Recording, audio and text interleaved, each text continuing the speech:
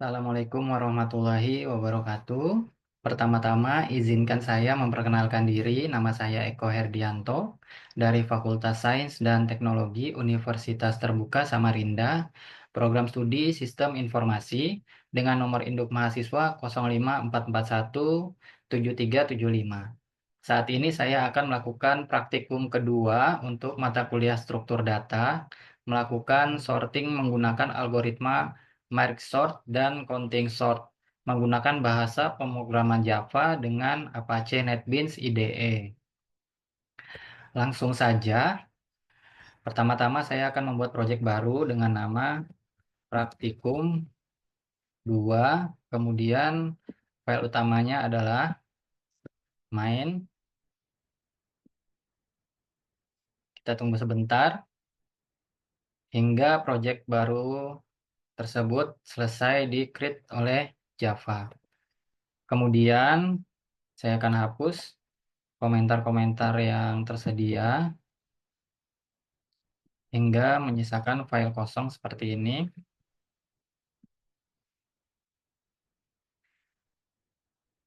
Baik, seperti ini. Praktikum yang kedua ini, saya akan menggunakan algoritma counting sort untuk melakukan sorting. Pertama-tama, saya akan membuat sebuah kelas yang terpisah dari eh, fungsi program utama, yaitu main. Di sini saya akan membuat kelas untuk eh, khusus algoritma counting sort-nya.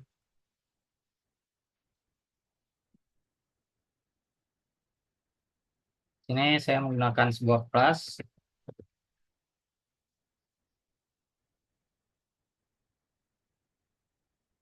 ini.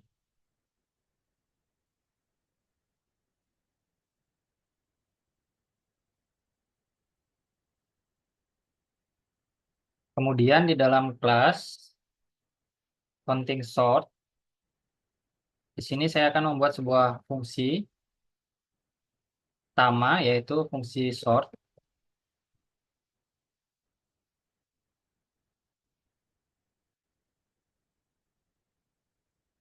seperti ini. Dalam fungsi sort ini adalah fungsi utama ya.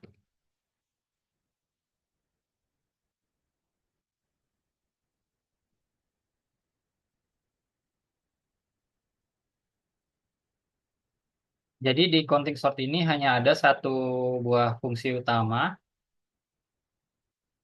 Selanjutnya, saya akan membuat sebuah fungsi di luar daripada kelas counting sort. Di sini adalah fungsi untuk membantu melakukan print array. Jadi di sini saya akan membuat suatu fungsi membantu ya.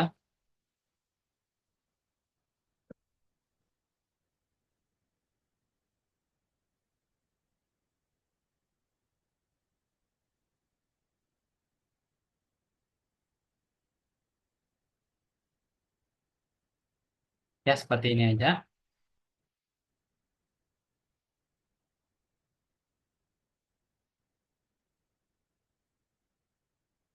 Di sini fungsi untuk membantu mencetak array.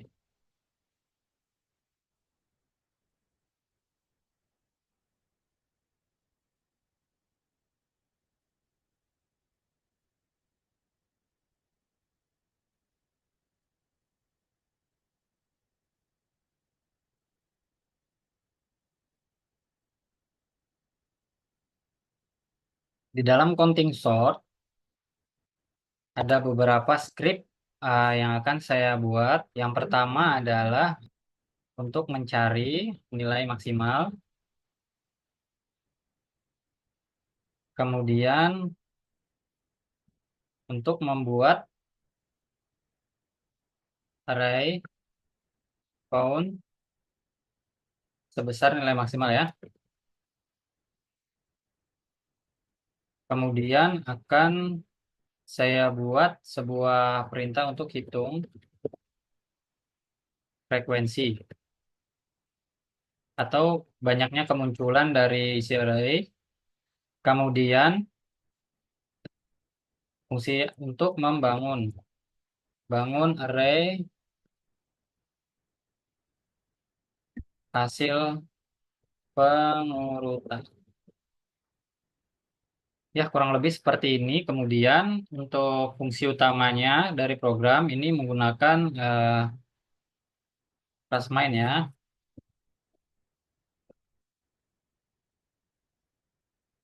Nah, saya akan tuliskan kode-kode setelah saya selesai menulisnya, saya akan menjelaskan cara kerja dari setiap kode yang saya tulis.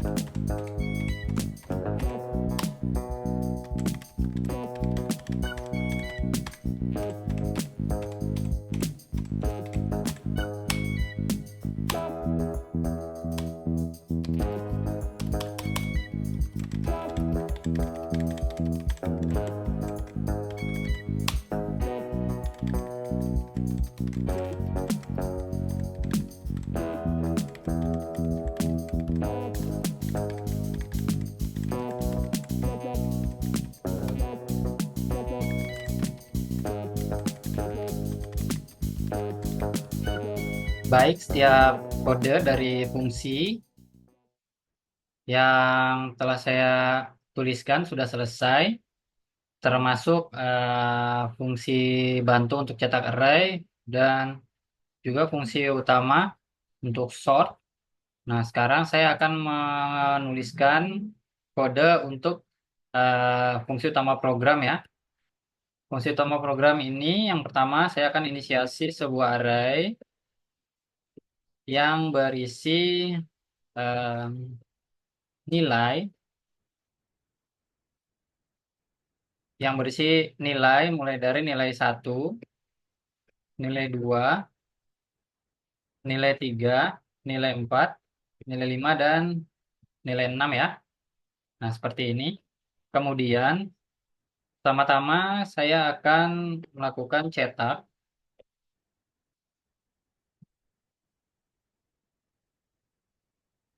untuk array yang belum diurutkan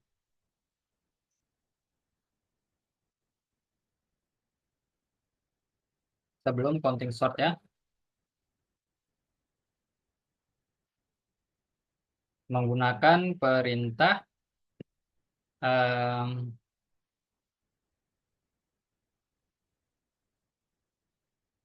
fungsi pembantu ya, print array count.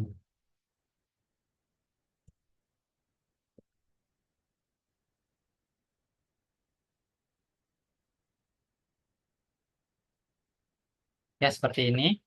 Kemudian selanjutnya saya akan memanggil fungsi counting sort ya. Saya beri nama counting sort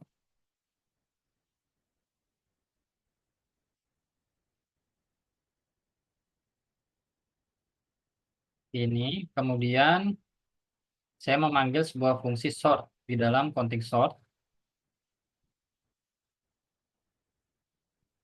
yang isinya adalah array yang telah kita inisiasi di atas, yaitu array yang berisi nilai 1, nilai 2, nilai 3, nilai 4, nilai 5, dan nilai 6. Selanjutnya, saya akan print hasil dari eh, array yang sudah diurutkan ya,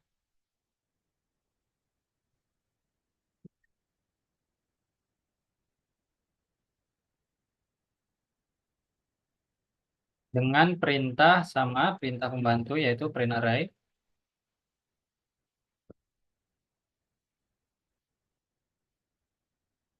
Ya, seperti ini. Saya tambahkan di sini spasi biar nanti ada ini ya, terpisah hasil dari result dari Java seperti ini. Nah, kurang lebih fungsi utamanya seperti ini. Jadi akan saya jelaskan pada fungsi utama ketika program dijalankan, maka fungsi utama program main ini akan dijalankan, dieksekusi terlebih dahulu mulai dari inisiasi variabel yang berisi array nilai 1, 2, 3, 4, 5, 6, kemudian masuk ke baris selanjutnya akan mencetak array yang telah diinisiasi array ini sebelum counting sort dilakukan. Kemudian baris selanjutnya di sini memanggil kelas counting sort yang akan melakukan sorting pada variabel array yang telah berisi nilai 1, 2, 3, 4, 5 sampai dengan 6. Pada fungsi sort ini, array tersebut akan diinisiasi ke dalam variabel n yang akan menghitung panjang dari array tersebut. Kemudian di sini ada variabel max yang akan mencari nilai maksimal ya, mencari nilai maksimal dari array yang ada. Selanjutnya membuat variabel count yang isinya sebesar nilai maksimal ditambah 1. Kemudian setelah itu di sini akan dihitung menggunakan perulangan ya, di mana mencari hitung frekuensi banyaknya nilai yang muncul ya. Jadi setiap nilai akan dihitung banyaknya frekuensi. Berapa kali nilai itu muncul. Kemudian yang terakhir di sini akan membangun array hasil pengurutan. Di sini menggunakan variabel index. Kemudian dilakukan pengurutan berdasarkan nilai terbesar ke terkecil yang akan dimasukkan ke dalam variabel array count. Di sini isinya nanti sebuah array. Yang terakhir adalah hasil dari variabel array count ini kita masukkan ke dalam fungsi print array. Print array yang telah diurutkan dari hasil counting sort di baris sebelumnya. Maka hasil dari print array ini akan ditampilkan sesuai dengan urutan dari besar ke kecil. Baik, langsung saja program ini akan saya eksekusi dan kita akan melihat sendiri hasil dari program counting sort ini. Ya, seperti ini ya. Jadi total dari array angka yang telah diurutkan seperti ini 13, 11, 11, 7, 5, 5. dari yang sebelumnya 11, 11, 13, 5, 5, 7. Nah, jadi programnya berjalan dengan baik ya. Di sini saya akan melakukan analisa terhadap script counting sort yang telah saya buat. Pertama-tama, saya akan menambahkan perintah ya di sini. Perintah untuk menghitung waktu eksekusi dari counting sort ini. Sini counting start sama dengan system.nanotime ya. Saya pakai nanotime. Nah, kemudian selanjutnya di bawah sini saya akan gunakan perintah counting n ya. Counting stop menggunakan nanotime juga.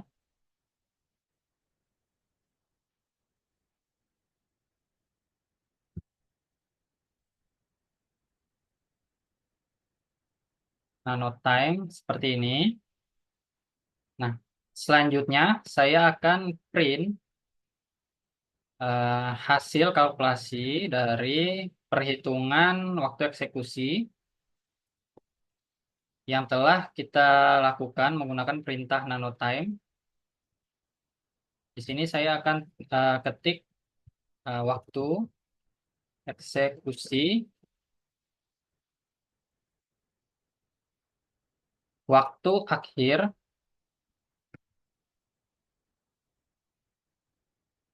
dikurang waktu awal ya, seperti ini. Kemudian karena ini bentuknya adalah nanotime, jadi saya akan membagi hasil dari perhitungan ini dengan eh,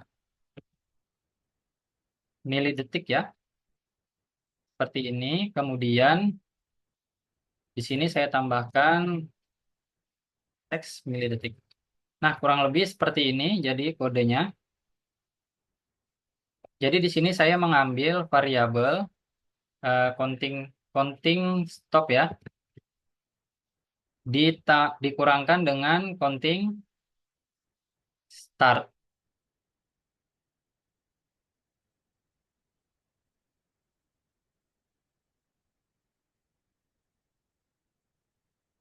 Seperti ini.